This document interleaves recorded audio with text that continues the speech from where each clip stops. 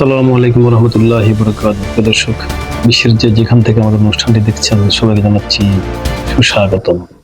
দর্শক, আমরা জানি আপনারা খুব ব্যস্ত। এই ব্যস্ত সময়ের মধ্যে অত্যন্ত কম সময় ব্যবহার করে বিশ্বের সবচেয়ে গুরুত্বপূর্ণ তথ্যগুলো আমরা আপনাদেরকে দেওয়ার চেষ্টা করি।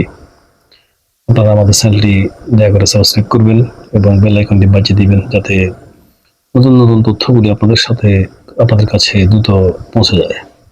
দর্শক, আজকে যে তথ্য দিয়ে আপনাদেরকে শুরু করব তা হলো, প্রেসিডেন্ট ডোনাল্ড ট্রাম্প অল্পের জন্য বেঁচে গেছেন। জাস্ট তিনি নিজ দেশে তিনি খুব সামান্যতম বিষয়ের জন্য বেঁচে গেছেন।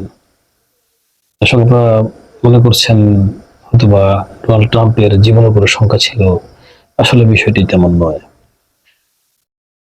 আমেরিকাতে আপনারা জানেন যে গত পরশুদিন, অর্থাৎ গতকালকের আগের দিন, আমেরিকাতে একটা ভোটাভুটি হয় ডেমোক্রেট এবং রিপাবলিকান দলদের এমপিদের মধ্যে।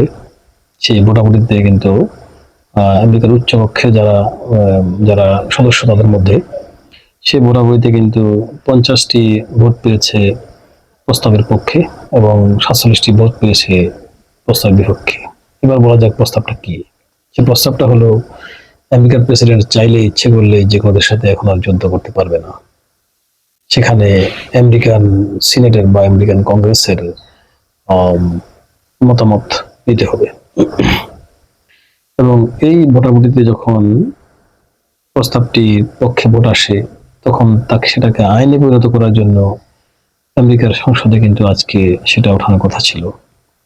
কিন্তু বুদ্ধি করে রিপাবলিকানরা সেটা স্পিকারকে বলে যে এই বিলটা এই মাসে নয়, আগামী জুন মাসে উপস্থাপন করার জন্য। অর্থাৎ এই বুদ্ধির জন্যই ডোনাল্ড ট্রাম্প আজকে তিনি ধরা থেকে বেঁচে গেলেন। আগামী মাসে জাস্ট এই কয়দিন, জুন পর্যন্ত যে কদিন হাতে আছে সে কদিনের জন্য তিনি বেঁচে গেছেন। নাহলে আজকে কিন্তু ওনার যুদ্ধ করার খায়েশ মিটে যেত। দর্শক, বিশ্লেষকরা মনে করছেন মার্কিন প্রেসিডেন্ট ডোনাল্ড ট্রাম্পের যে কার্যকলাপ, যে হম্বিতম্বি, যেরকম পাগলামি তিনি শুরু করেছেন, তাতে আমেরিকার সুপার পাওয়ার তকমা তো শেষ হবেই, বরঞ্চ আমেরিকার যে সুনাম আছে সারা পৃথিবীতে তা একদম চিরতরে শেষ হয়ে যাবে। আমেরিকার যে একটা সারা পৃথিবীতে একটা দাপট আছে, সে দাপটটা মুছে যাবে। এটা বুঝতে পেরেছে কিন্তু ডেমোক্রেট দলের সদস্যরা। তারা তাই ডোনাল্ড ট্রাম্পকে চেপে ধরেছেন তাদের আইনসভার মধ্যে এবং সিনেটরদের ভোটাভুটিতে। দর্শক, আপনারা এই প্রসঙ্গে কি ভাবছেন? আপনাদের মন্তব্য আমাদের কমেন্টে জানান। অপরদিকে সবচেয়ে টপ নিউজ সেটা এখন আপনাদেরকে বলছি, তা হলো মোস্তফা খামেনি সরাসরি আমেরিকাকে বলে দিয়েছেন যে আমেরিকাকে কোনো অবস্থাতেই এক ছটাক ইউরেনিয়াম কিন্তু দেওয়া হবে না। জানেন যে ইতিপূর্বেই পাকিস্তানের মাধ্যমে ইরানের সাথে সমঝোতা চুক্তি করতে চেয়েছে আমেরিকা, এবং এখনো কিন্তু ওই চুক্তি করার জন্য ইরানের দুজন সরকারি কর্মকর্তা, পাকিস্তানের দুজন সরকারি কর্মকর্তা ইরান সফরে আছেন। এরপর কিন্তু আসিফ মনিরুরা যাবেন বলে আমরা শুনতে পাচ্ছি। দর্শক, পাকিস্তানের কর্মকর্তাদের হাতে কিন্তু ডোনাল্ড ট্রাম্প একটা চুক্তি পত্র ধরিয়ে দিয়েছেন। ঠিক সেখানে লেখা ছিল যে ইরানকে অবশ্যই সংশোধিত ইউরেনিয়ামগুলো তারা তাদের কাছে রাখতে পারবে না। তাদের এই ইউরেনিয়াম সংশোধন করা বন্ধ করতে হবে এবং যেটুকু সংশোধন করেছে তা ইরানের বাইরে যে কোনো রাষ্ট্রে তারা জমা রাখতে হবে। আর এই প্রস্তাবের কথা শোনা মাত্রই ইরানের সর্বোচ্চ ক্ষমতাধর ব্যক্তি মোস্তফা খামেনি স্পষ্টভাবে বলে দিয়েছেন যে এক ছটাক ইউরেনিয়াম কোথাও দেওয়া হবে না। আমেরিকা যদি পারে তাহলে ইরানের কাছ থেকে নিয়ে নিতে। দর্শক, এটা ডাইরেক্ট একটা থ্রেট করা। আপনারা কি মনে করছেন? আমেরিকা কি এটা ডাইরেক্ট থ্রেট করা নয়? এর জবাব কিন্তু আমেরিকা থেকে এখনো পর্যন্ত আসেনি। দর্শক, মোস্তফা খামেনি পুরো কথাটা বলেছে কিন্তু গতকাল, কিন্তু প্রায় 48 ঘন্টা প্রায় পার হয়ে গেছে, কিন্তু এখন পর্যন্ত আমেরিকা এর কোনো জবাব দেয়নি। এদিকে আমেরিকা ইরানকে আক্রমণের সিদ্ধান্তে এক পা এগুলো কিন্তু 10 পা পিছাচ্ছে। এর কারণ হলো বিগত 40 দিনের যুদ্ধে আমেরিকার যে হিসেব নিকেশ, আমেরিকা যে পরিস্থিতি পড়েছে এবং সেই পরিস্থিতি থেকে বর্তমান যে অবস্থা আছে সে অবস্থাতে ক্যালকুলেশন করে, বিশেষ করে আমেরিকার গোয়েন্দারা যে তথ্য দিচ্ছে, সে তথ্য মোতাবেক ইরানের সাথে যুদ্ধ করে কোনোভাবে আমেরিকা কোনো সুবিধা করতে পারবে বলে কোনো তথ্য আসছে না। ইতিপূর্বে গোয়েন্দাদের তথ্য ওভারকাম করে, অর্থাৎ সেটা অ্যাভয়েড করে ডোনাল্ড ট্রাম্পের দেশে যে যুদ্ধ হয়েছে সেই 40 দিনের যুদ্ধে কিন্তু আমেরিকার কোনো দিকেই সুফল আসেনি। ক্ষতিগ্রস্ত হয়েছে তাদের বিশাল বিশাল নাম করা খ্যাতনামা যুদ্ধ জাহাজগুলি। প্রায় 40টির বেশি যুদ্ধ বিমান ইরান ক্রাশ করে দিয়েছে। ইভেন পানির নিচে একটা সাবমেরিন, পরমাণু অস্ত্রবাহী সাবমেরিন, সেটাকে ইরান নিষ্ক্রিয় করে দিয়েছে, যদি এটা কোনো গণমাধ্যমে কিন্তু সেটা আসেনি। শুধুমাত্র ইরান থেকে একটা মেসেজ দেওয়া হয়েছে যে পারস্য সাগরের সীমানার মধ্যে একটা সাবমেরিনকে নিষ্ক্রিয় করেছে ইরান। এই কথার পরে আজ পর্যন্ত সাবমেরিনের তথ্য কিন্তু এখনো আসেনি।